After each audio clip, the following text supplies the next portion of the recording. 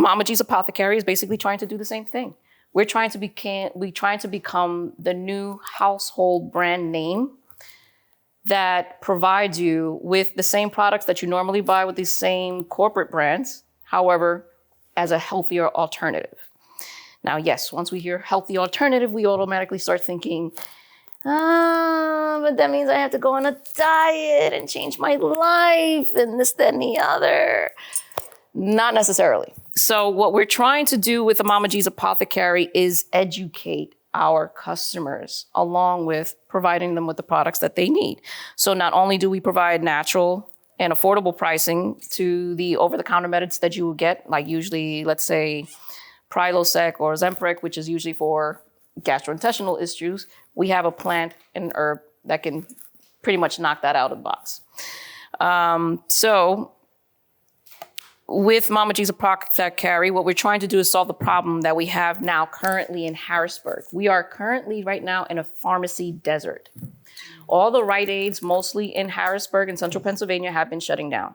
And now the closest pharmacy that we have to the average person is about roughly 3 miles. Wow. Not only are we in a pharmacy desert, we're actually in a food desert as well.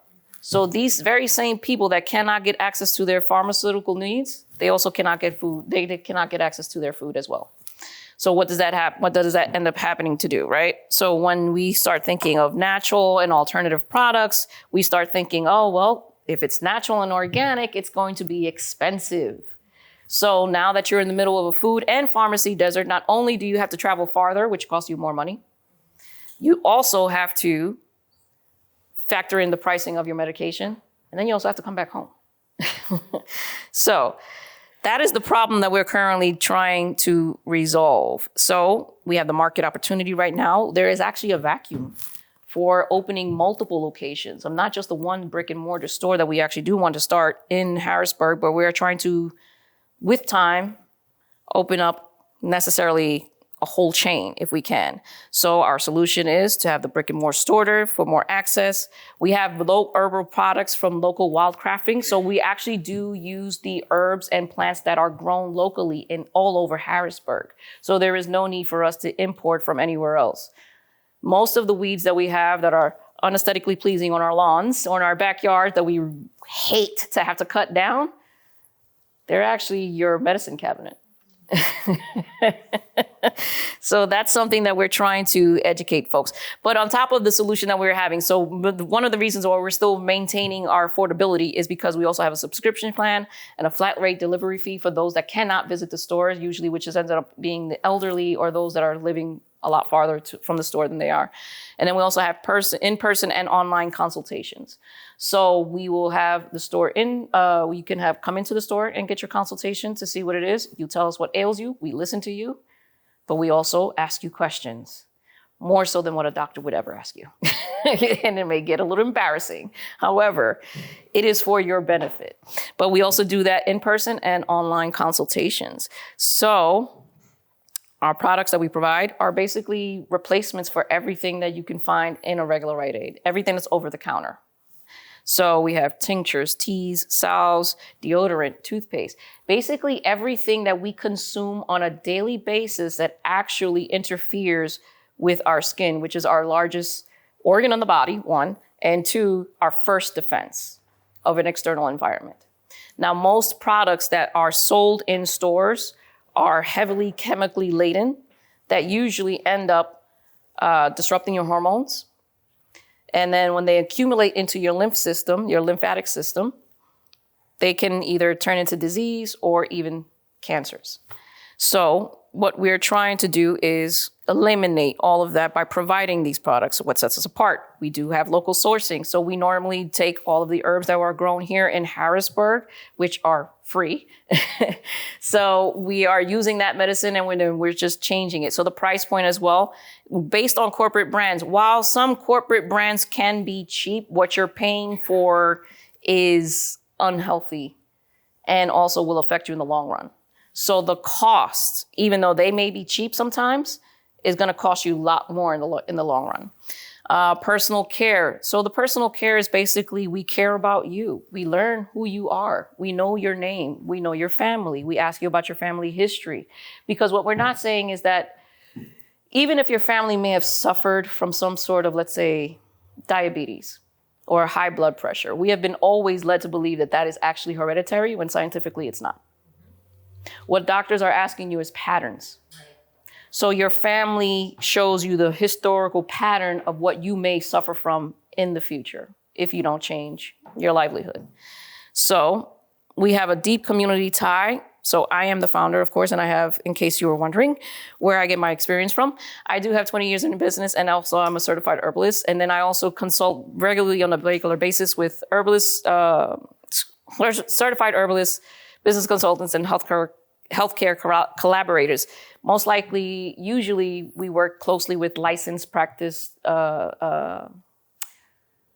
nurses. So basically what it is that we try to do is most likely when you visit an urgent care or you're going to the doctors today, you're not necessarily seeing a doctor unless you're actually suffering from something more severe. So what you're being seen by is a licensed practicing nurse. So they are usually the ones that give you the recommendations of how to change your life. They usually tell you what to eat and what not to eat and what you need to do, diet and exercise. So usually what we have in our community impact is we hold events where we actually teach folks how to either recognize the weeds that are in their gardens or to recognize the medicine that's actually growing in their gardens. We also support local growers and farmers by visiting the local the farmers markets and using the actual farmers markets produce. And then we also have a cultural connection and brand trust. So Mama G's Apothecary, when you hear by Menon, so there's a smile that automatically. So what we're trying to do is create that nostalgic feel, because what we have noticed that culturally, families believe more in brand names than they actually do in the products. So if the brand name is something that they feel is more effective and they've used it in the past, the likelihood that you will pass it on down to your descendants is a lot higher. So our call to action. So once we start hearing about healthy and alternative and traditional and nourishing, we all kind of shut down. So my issue is, how do we educate customers where they understand that their daily choices is of the utmost importance to their overall health? So one of the actions that we have been trying to do is on our website, we are trying to create a gamifying section where folks can either identify the plants that are actually growing in their own backyards and see the medicinal uses. And once they do identify it, it gives you a breakdown of what medicinal uses they can be used for and things of that nature. But it's education. So what is it? The main issue that we have is really mostly educating folks on why choosing healthy is the better option. So one observation is that you seem to have a lot of things that you need to change for the model to work. Mm. And at the end, you mentioned the part about getting people to choose healthy or to potentially educate themselves using the game or other things. But a lot of the presentation was about a retail store, about delivery. And so I'm wondering if you really are willing to be that focused on one thing where you can develop a reputation, get really good at it, and actually potentially develop a business around the one aspect rather than trying to do so many things at once. And it doesn't take away from the longer term vision, but you might get some traction. You might actually start to have some success that you can build on by starting with a single kernel. So that's just, again, an observation or a question. So meaning either focus more on the selling of the product or the education? One or the other. Oh, one or the other, okay. And it sounds like also you don't yet have a physical store. Right. Which is also a huge endeavor and a big risk also. And so maybe starting with the website, just being focused on the education and being known for that, and then leveraging that into a single set of products rather than trying to roll everything out at once, because you have a lot of big vision, a lot of ideas, but it's hard to do any one of those things. I am going to challenge what Henry said. Henry, right? Yes. Only because I am a person with big vision and big personality. And I think big visions need big personality. Absolutely. And believing in, I do agree of kind of having a focus that you can kind of drive forward and a thing that you want to be known for. So it's like when she walks in the room, we know we're about to get put on to something. You know, I'm going to find out what, when you were saying in our backyard, I resonate, we relate, we've clicked, we've hit it off. I know dandelions and the condition, and everybody looks at dandelion as weeds. I forage a lot. And being able to provide the education, I think that's something, I look at it in terms of layers, right? When you make a cake, you preheat your oven. That's one thing you do. Then you go and prepare things. That's another thing you do. You might have to do something and chill it while this is still preheating or while you're preparing the icing and stuff like that. So I think there is value in making sure you know your focus, because your focus is the finished cake. Your focus is people eating the cake and enjoying it, ultimately, is what you want. The cake is being gone because people loved it so much they ate all of it. Those intricacies along the way, as far as I do this, I have to prepare this, I have to make sure I have this, I have to chill this for a day before that, is okay. I know when I walk into a room, if I want them to see me as an educator when I walk in there, that means I'm doing videos and putting out on my website or a newsletter, or that continuously putting out the education piece, right? Because when I educate people, when it comes to making people who traditionally use pharmaceuticals, because doctors don't always take the time to educate them on what that pharmaceutical is. What are those? Every drug is derived from it has a natural derivative, right? Yep. So your strength is saying, here's the natural derivative of what you're already taking. Here is why what you're taking treats the symptoms. Yes. But here's why what I offer is going to treat the root. So when me and Helen, was like a light bulb for us when you said we treat the root of the problem. Like you talk with herbs and roots, and I think you can play up on that a little bit. And then saying, okay, I'll educate you. And you can do that consistently. No matter what you do, there can be an education component in it. Documenting that journey to getting your storefront and the education. It's funny that you're saying that. So I do have a YouTube that is basically starting. It's literally, I say, like, show me your weeds and I'll show you, I'll show you my medicine. So it's basically documenting the herbalism life when I go wildcrafting, when the signage that I got for the pop-up events and things like that. So it's like it's showing the graduate journey, the journey of the store, and also while educating on the plants that I'm foraging in my literal backyard. So that's also a part of it that I have as part of the education portion. Yeah. And look at what you already do well, what assets you already have, as far as I already do the educational piece, and that's something that's going to be consistent. If I want to work towards getting a store, we are Black women, and we don't do one thing at a time. I know. We're not afforded that opportunity all the time. Exactly. So, and I say that not to always challenge what you said, but just to give you some insight. It's a different culture. We have the ability to say, hey, look, okay, I do want to educate. I'm going to do that all the time. In everything I do, there's going to be an education piece. That's the undertone. When I'm educating you and I want to push you and encourage you and inspire you to use my products, purchase my products, and then advocate for me and advertise for me, or even promote to other people to use, that education piece is crucial. But then me selling that value to what I do and why it helps you with where you are right now is also valuable. Okay. And so looking at, okay, to his point, I'm going to focus on education. That's going to be a kind of baseline foundational thing for me all the time in everything I do, whether I'm getting paid or not, but this is what's most important. I'm building a store. I'm building myself so I can get a storefront. That's going to be things you're going to be doing consistently as well. Right. I want to promote my products. If you look at, I can promote my products when I educate. At the end, I always have a hook. Okay, I educated you, but here, don't always give everything. Right. Let it be that there's always something they have to come back to you to need. So I can know I'm growing these dandelions. I can even know in Google that I can make a tea out of them. I want to understand and sit with someone who really Understand. really understands and knows and understand the value. So if you're a herbalist and that's kind of non-conventional and you're trying to convince people who are typically pharmaceutical people, Right. you want them to understand the value and benefit of a herbalist. Yes. And that the value and benefit of a herbalist to their pharmacist and their psychiatrist or their doctor who's prescribing these medicines. One thing that came to my mind when you described the different go-to-market or the different ways that you can become a household brand was, the fact that you had a delivery subscription model that is something that you would like to get to.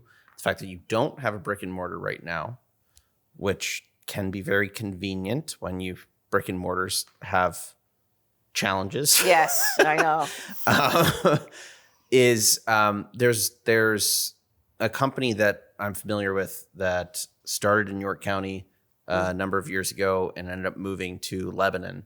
That I don't know if I interacted with their posts in the past, but I get it on Instagram all the time. Okay. I don't know. It's because I also get cat content. But it's called Kitty Town Coffee. And the founder, I think I've heard of it. I'm a cat person. That's why. yeah. It's all over the place now. And I keep seeing it in stores. I'm seeing it all over the place. The founder, started roasting beans in college on her own and discovered I don't even know how she figured this out, but essentially Brazil's one of the largest producer of coffee beans in the world. The vast majority of those beans do not come to the U.S. market. It is a slightly different flavor profile. It's sweeter, softer, subtler, more subtle. And she would roast Brazilian beans. And she got really good at that, got to the point where she started being like, I could do this consistently. I could do this consistently. Let's make these brands. She developed her brand that was Kitty Town Coffee. She developed a vision for the whole company. She slowly grew it. Today, the way she really went to market was she did online sales. And when people signed up to sell or to buy her stuff, she would deliver it in person within a whatever radius. Like she only sold within South Central PA to begin with. Gotcha. Okay. And she would deliver in person, build that reputation, that familiarity. And eventually it was doing well enough that she acquired their family home. They moved from Northern York County to Lebanon to a place that had a barn that she could go bigger over time. And that she's been slow building. So it's been like 8 years since I first interacted with her. Okay. And now I see their stuff constantly. I see it in stores. Now they have full scale, like you buy their bag, it feeds, cats in shelters. Like there are donations that go to animals in shelters from the sales. And it's really become a comprehensive brand. She always had that vision, but it started small. And it started on building a reputation for quality. She had to get good at actually roasting the beans. She had to get good at telling people why her beans taste a little different than other people's because they're from Brazil and the flavor profile is different. She had to get good at building brand loyalty. And doing that without stores to begin with was very useful because there's no costs associated with it. There was a cost with delivery process, but she got really good at that direct-to-consumer model. And eventually it got to the point where stores wanted to carry her stuff. So there are some larger independent pet stores in the area that have her bags right by their checkout. Gotcha. And there's, still Instagram ads are the thing. Right.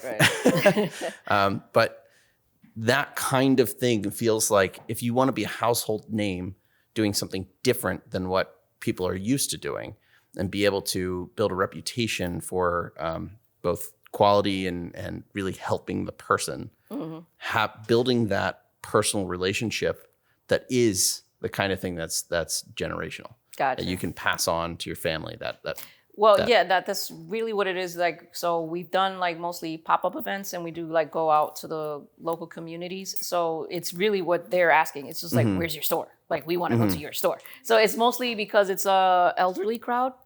So there's more accustomed to like, we want to talk to someone. We want to know the product. We want to feel it. We want to touch it. So it's just like, I'm with you because trust me, I don't want the cost of a brick and mortar right now. I want to have all the money in my pocket. So the thing is though, it's just more of, it's really more the customers that've been asking it. And especially in that community in Harrisburg, it's mostly people are, I don't want to say weird, but it's just like, it's a little more nostalgic where people actually physically want to go into the stores. They don't want to keep buying online anymore. They're tired of the detachment. So it's like, and especially in the Black community, they want to see a face that they can trust and hold someone accountable as well. Well, and that's what was really interesting about her early process of hand delivering. Nobody was asking for that. Right. But they built a relationship with Because her. of that. They trusted her, and they continue to buy from her to this day. Nice. Like that is, it was surprising and personal in a way that buying online is not normally. I think you have a lot you can leverage and capitalize on. I do agree with like, if you say for this time frame, this quarter, I'm focused on X, Y, and Z. I'm focused on the brick and mortar, or I know my big vision is my brick and mortar. Here's all the steps that it'll take. Like, let's work backwards. Here's the steps that it'll take to get to that. Absolutely. So the big goal is really just to have the brick and mortar to actually have a physical store, like a flagship store in a sense. Yeah. But right now it's just really more building the customer base to have that brick and mortar. Yeah. But a lot of that comes from education. So it's like if people don't know what they're buying, then they won't buy. So that's where it is. But I definitely appreciate all the feedback. And there's layers too in our customer experience. I'm a smell, taste, how can you appeal to all the senses? And you have a business that, like for Oliver, we can't touch and taste and smell your business, but we can see it and feel it yet. I love that. But we can see it and we can experience it, and we can have a experience through that. Through being able to see and interact and that gratification. Okay, this solved my problem. You have the opportunity to say, okay, you can touch it, you can see it, you can taste it, you can every drip drop, don't you waste it. You can smell it, you can take, you know what I mean? Like I can experience this through my senses. So I think a experience where people get to have that with you before they experience the full product, and you're educating through this. But I think breaking it down, like, okay, this quarter I'm focused on this. This quarter I'm going heavy on education because I see that I can produce, I can get more profits or customers as they're educated. I am able to translate that into a sale, that level of education. So I think you have a big opportunity. I think honestly, especially with what you said as far as developing like kind of the database and things and the technology behind it, connecting with Skylar and Ben Franklin and things like that, I think would be really, really helpful in that. And we need a lot more Black women tech. Absolutely. In our tech space and in our health and wellness space too. Yes, ma'am. Thank you.